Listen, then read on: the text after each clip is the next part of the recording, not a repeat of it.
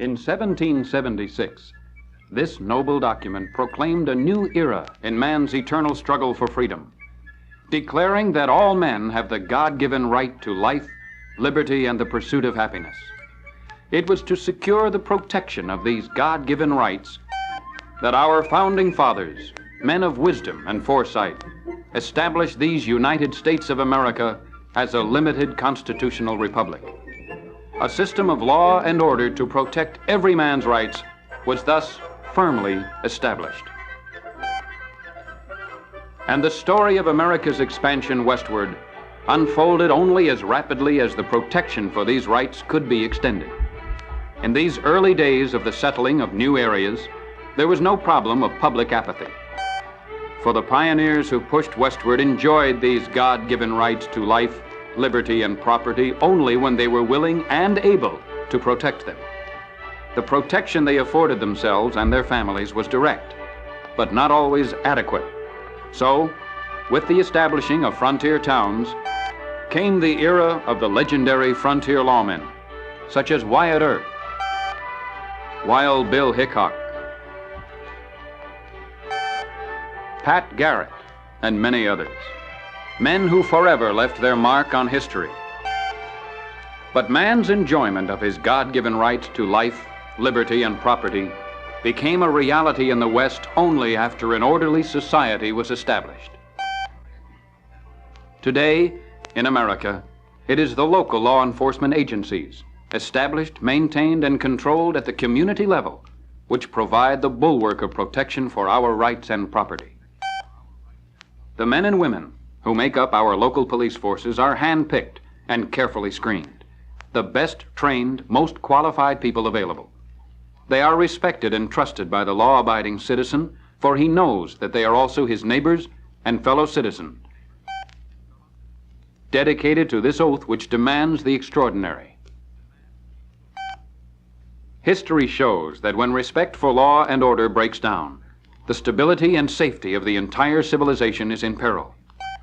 And today, many Americans are speaking out and showing their concern, for they are genuinely alarmed with the turn of events in recent years. While Americans were enjoying even greater material abundance than ever before, the crime rate in America, just since 1960, increased by 47%, 6 times the rate of our national population growth. The number of murders, rapes, robberies, and assaults increased at a shocking rate, and a sober, serious look at the statistics gives support to warnings such as this. There is a national crisis in crime. This country is in real trouble. And this: crime looms as a clear and present danger to the existence of organized society. This orgy of lawlessness is visible to anyone. Our daily newspaper headlines tell of the mounting wave of crime and rioting that is sweeping across the land. In the Watts area of Los Angeles, 13,900 National Guardsmen, 934 policemen, and 719 sheriff's officers were required to put an end to those bloody, riotous days and nights in August 1965. During a brief 20-day period in July 1966, Cleveland was under a virtual state of siege as looters, arsonists, and snipers battled local police with 4 persons killed and 46 injured. Chicago experienced 3 terror-filled days and nights of bloody rioting that ended in 2 deaths and 60 persons injured. Outbreaks of violence and rioting also occurred in San Francisco, Jacksonville, Florida, New York City, South Bend, Indiana, Philadelphia, Des Moines, Iowa, Omaha, Nebraska, and many other cities. Senseless violence and civil disobedience running rampant as hoodlums and punks prowled streets, alleys, and parks, making the streets of most American cities unsafe for the law-abiding citizen. American youths, misled and confused by an obey only the laws you like philosophy, break the law just for kicks and further fan these flames of turmoil.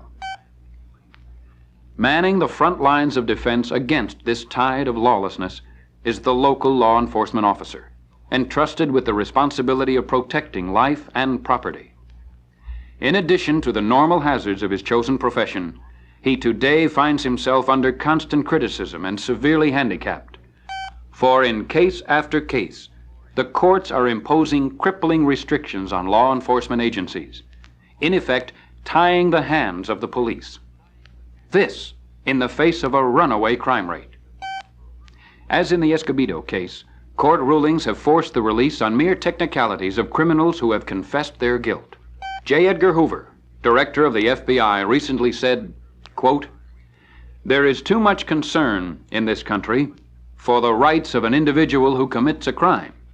I think he is entitled to his legal rights, but I think the citizens of this country ought to be able to walk all the streets of our cities without being mugged, raped, or robbed." End quote. He concluded that this is impossible today. When Orlando W. Wilson, Chicago Superintendent of Police, was asked, "Are court rulings handicapping police seriously in enforcing the law?" he answered, "In my judgment, yes." It has become almost safer to be a criminal than a law-abiding citizen, due in part to the court's search for error rather than justice. A spirit of lawlessness and contempt for law is the growing result, and this lawless spirit seems to be spreading. What is happening? Is this outbreak of lawlessness planned?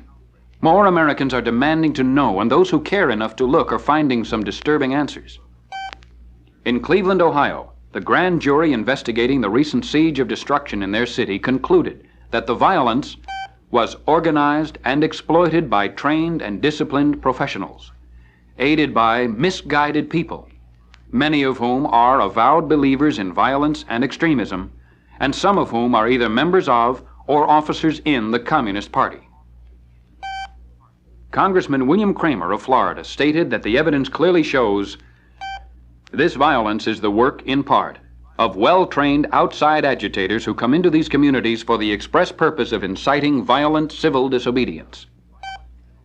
Los Angeles Mayor Sam Yorty claims that communists were instrumental in igniting the bloody 1965 Watts riots. He also issued this warning: "We face urban guerrilla warfare, an absolute plan to burn and sack the city." Mayor Yorty's warning was substantiated by Michael Lasky, an admitted member of and spokesman for the Communist Party in the Los Angeles area. This notorious radical blatantly boasted to his followers, "The party is presently engaged in the formation of People's Armed Defense Groups in the Watts district of Los Angeles.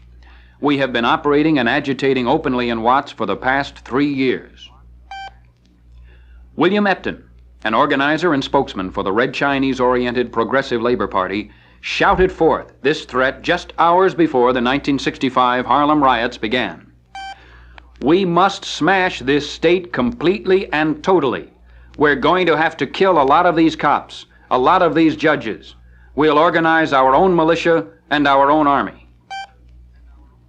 Detailed instructions on how to make and use gasoline firebombs, Molotov cocktails against the police are given in a pamphlet distributed by the 1,200-strong radical group known as the Revolutionary Action Movement. Stokely Carmichael, chairman of the Student Nonviolent Coordinating Committee, has added to these exhortations to violence with statements such as, "This is the richest country in the world, and Negroes want to share in the wealth. And the feeling is that if Negroes cannot enjoy part of that dream, they're going to burn the country down." Hardy Fry, a Carmichael Field secretary, warned, "I don't know the Lord's Prayer anymore. I've got me a new prayer now, and it shoots 6 shots.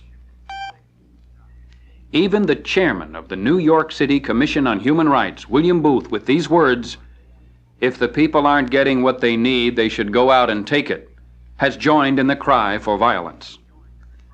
Allowing rabble-rousers such as Booth, Fry, Carmichael, Epton, and Lasky the right to make inflammatory statements is the price that Americans willingly pay to preserve freedom of speech. But many Americans are concerned over the inflammatory statements being made by some of our national leaders in politics, in civil rights, and in religion that seem to have added fuel to this lawless mood that is sweeping across the land. President Lyndon Johnson, in language usually used by the Castros, Khrushchev's and Mao Zedong's, told a group of students, "I am proud this morning to salute you as fellow revolutionaries." To ensure that his words were properly interpreted, he added, "I hope that you will go out into the hinterland and rouse the masses, and blow the bugles and tell them that the hour has arrived and their day is here, that we are on the march against the ancient enemies and we are going to be successful." The Vice President of the United States, Hubert Humphrey, when recently asked what he would do if he lived in the slums, answered, "I think you'd have more trouble than you have had already, because I've got enough spark left in me to lead a mighty good revolt." The late Adlai E. Stevenson, during a commencement address at Colby College in 1964, actually praised the students' participation in this spirit of lawlessness with these words, "Even a jail sentence is no longer a dishonor, but a proud achievement." While we find some clergymen in the sit-ins, the lay-ins, and the marches taking part in what they call religious activism, many others are preaching disrespect for the law from their pulpits and encouraging the attacks on law and order throughout their communities.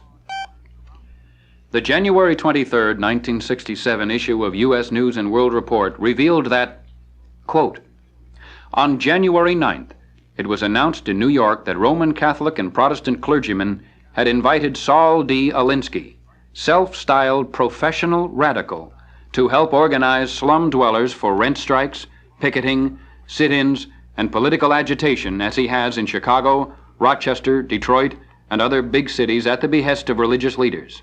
End quote. Charles E. Whitaker, for 5 years a U.S. Supreme Court justice, sounded this alarm to all who value their God-given rights to life, liberty, and property. The pattern of forcing demands by mass or mob actions outside the law and the courts has proved, as certainly we should have expected, to be tailor-made for infiltration, use, and takeover by rabble-rousers and communists who are avowedly bent on the breakdown of law, order, and morality of our society, and hence on its destruction. The documentary film, Berkeley Revolution, showed that many of America's college youth have been infected with this attitude of disrespect for law and order and the property of others, for this plague of lawlessness seems to have invaded many of our nation's college campuses. Most Americans are shocked to learn the depth and extent of this penetration, and even the most knowledgeable Americans were amazed to discover the University of California at Davis is now giving academic credit for a course which invites students to observe or join in marches and demonstrations.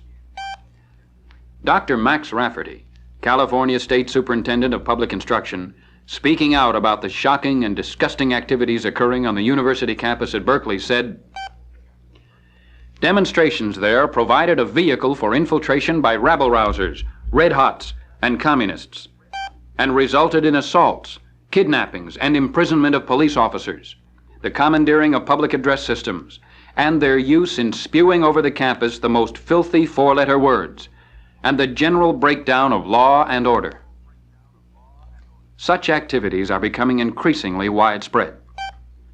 In the May 10, 1965 issue of U.S. News and World Report, Dr. James M. Nabrett, president of Howard University, the scene of recent campus turmoil, reported that he had seen known communists passing out pamphlets and helping to deliver placards to pickets on and about his campus.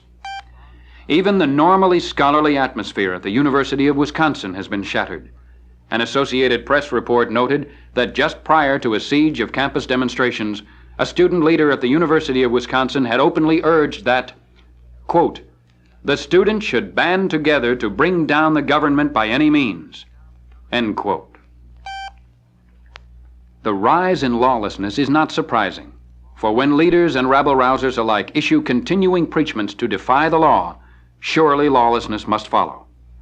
Amazing as it may seem, we not only tolerate this lawlessness, but have encouraged it by honoring some of the so-called leaders who advocate obeying only the laws we like. Martin Luther King is the most blatant example of this. His nonviolent movement seems to breed violence wherever he goes. But the Nobel Committee awarded him its highest prize for, of all things, his contributions to peace. Another is Robert F. Kennedy, senator from New York. Commenting on the Watts riots, he said in effect, "There is no point in telling Negroes to obey the law when many of them feel the law is their enemy." Such irresponsible statements must inevitably lead some people into conflict with the police, and the cry of police brutality seems to always rise from these clashes between the lawless and the law. The late Chief William F. Parker called this cry of police brutality a vicious canard to cover lawless activities, and part of an attempt to try and find someone else to blame for their crimes.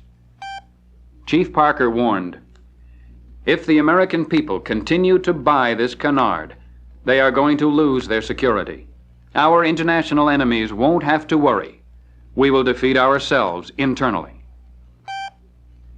With the cry of police brutality being heard so often, we might ask, just what is police brutality? When does state and federal law recognize police brutality? Simply, whenever unnecessary and excessive force is used by a police officer, for unnecessary force is punishment, a right reserved by the courts. In every large city, police files bulge with charges of brutality. Where no force of any kind was used, the agitators claim verbal brutality, which usually means stern language or hard stares by policemen. In many of these cases, those complaining about verbal brutality do not object to what the police officer said, it is the way he said it. Common are brutality charges by sit-in and lay-down demonstrators who say they were not hauled away gracefully enough. Charges of police brutality are shouted regularly from street corners during demonstrations, for here is where they can be used to arouse gullible citizens without having to face investigation. Atlanta Police Chief Herbert T. Jenkins pointed out, "The charge of police brutality is as old as law enforcement. A prisoner's best defense often is to accuse the arresting officer of brutality." Between mid-1964 and mid-1965, 1,700 police brutality complaints were examined by the Federal Bureau of Investigation. But their investigation revealed that the police officer was convicted of the alleged misconduct in only 5 cases. Although only a small percentage of the police brutality charges are legally valid, even the unfounded charges are very serious. This feature article in the September 6, 1965 issue of U.S. News and World Report disclosed that Charles E. Moore, an official of the International Association of Chiefs of Police, had testified before the U.S. Senate Internal Security Subcommittee that unfounded charges of police brutality were a classic example of the communist technique to destroy the public confidence in the police, and when you destroy the symbol of authority and of the laws, you bring about anarchy. J. Edgar Hoover also warned, "If we destroy the integrity, the effectiveness of our local law enforcement agencies, whence do we turn for protection from the evil forces which stand ever ready to devour us? Our nation depends on the sanctity of its local police agencies. We cannot afford their destruction, their weakening through unreal, unfounded charges."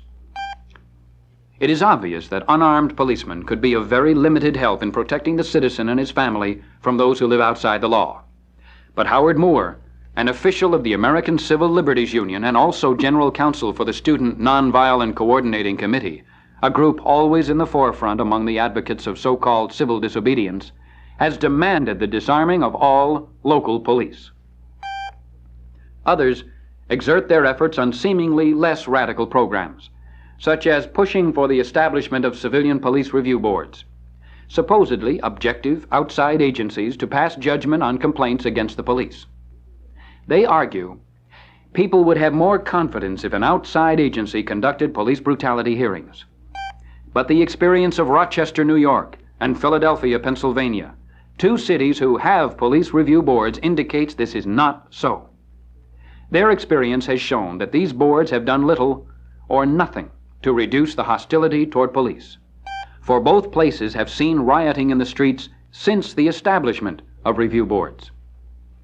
There is another side to the police review board issue, and it has very serious implications. George Putnam, the noted TV commentator, puts it this way: Let's face it, the deadening of police effectiveness is an essential part of the communist dogma. Attempts to superimpose over the police departments of our nation such police review boards would, in effect, put a bounty on each police officer's head and would make him a target of irresponsible complaints. Chicago Police Superintendent Wilson, when asked if a civilian review board in cases where police brutality is charged would be of benefit, replied, quote, "I think it would destroy discipline in the Chicago Police Department if we had one," end quote. And most law enforcement authorities agree that civilian review boards do destroy discipline, morale, and police dignity. In defense against the rising cries of police brutality, most major police departments have set up special internal branches whose principal responsibility is to investigate all complaints against the police. Investigations by these special branches are very thorough, and if a charge of misconduct is substantiated, the department is far from lenient with the offending officer. Mr. W. Cleon Skousen, former FBI official and police chief of Salt Lake City, is one of America's foremost authorities on police procedures. He has on many occasions exposed the false claim that the citizen has no recourse against an offending police officer. Mr. Skousen points out that any private citizen may go to the local chief of police, the local city council, or the mayor with his complaint of misconduct. He can even file criminal charges against the officer or officers involved with the city attorney, the local district attorney, or the U.S. Department of Justice attorney.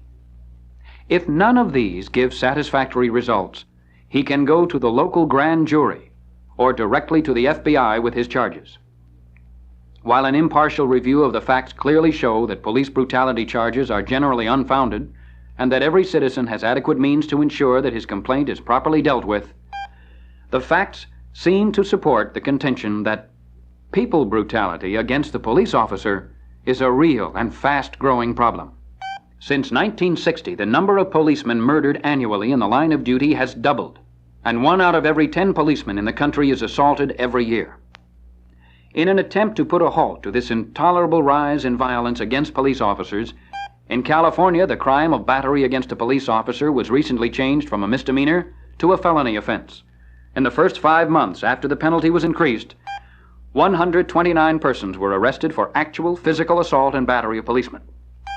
Local law enforcement agencies in most communities are undermanned and urgently need additional personnel to provide the citizen and his property the protection to which he is entitled. Although the men and women who serve in our nation's local law enforcement agencies are daily subjected to increasing physical threats and verbal abuse, they continue to man the front line of our protection, and their high standards and record of dedication is outstanding. This recent City of Los Angeles report disclosed that in 1964, of the 4,816 applicants for the position of policeman, only 309 men and 16 women could meet the high mental, moral, psychological, and physical requirements necessary to graduate from the police academy. Typical of their high caliber is the Los Angeles officer who, in April of 1965, disregarded his own personal safety to enter an apartment building which was engulfed in flames. Forced to his hands and knees by intense heat and flame, the officer rescued a woman and her baby. Then he returned 3 more times to make certain all the occupants were safe. Such police officers do not expect any special reward for their actions, for protecting their fellow citizens' life and property is their chosen task.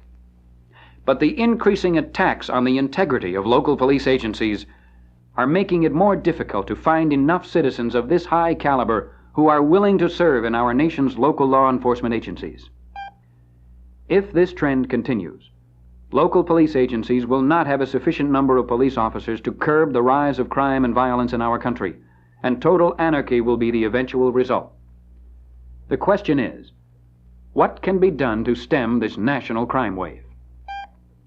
A demand for more police is heard everywhere. Some call for better trained police, or even suggest the establishment of a national police force directed from Washington, D.C., by yet another swarm of unelected, politically appointed bureaucrats. But the solution to our national crime problem lies deeper, and the final answer is not to be found in more police, better trained police, or even in better courts. The deadly and paralyzing attitude of public apathy and indifference must change, and more Americans must take an active interest and part in ensuring the preservation of this great nation. Moral values must be strengthened, and respect for the rights and property of others must be reestablished.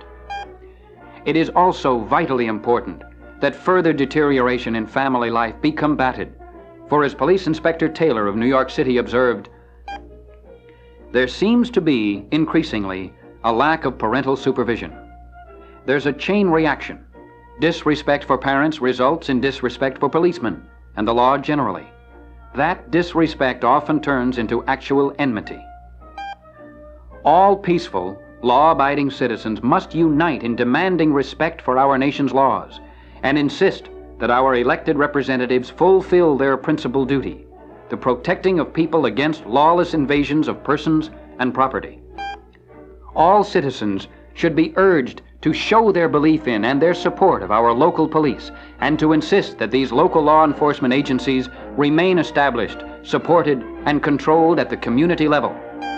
Each of us can do our part by reaffirming and displaying in our everyday lives our belief in the fundamental right to life, liberty, and property for every American, regardless of his race, color, or creed. For when the rights of every man are secure, men and women of goodwill can work toward resolving the issues that divide us in the orderly fashion of a civilized society. And the people of our great nation live together in peace and harmony, free to enjoy the enormous bounty of individual freedom and property that God has bestowed upon us.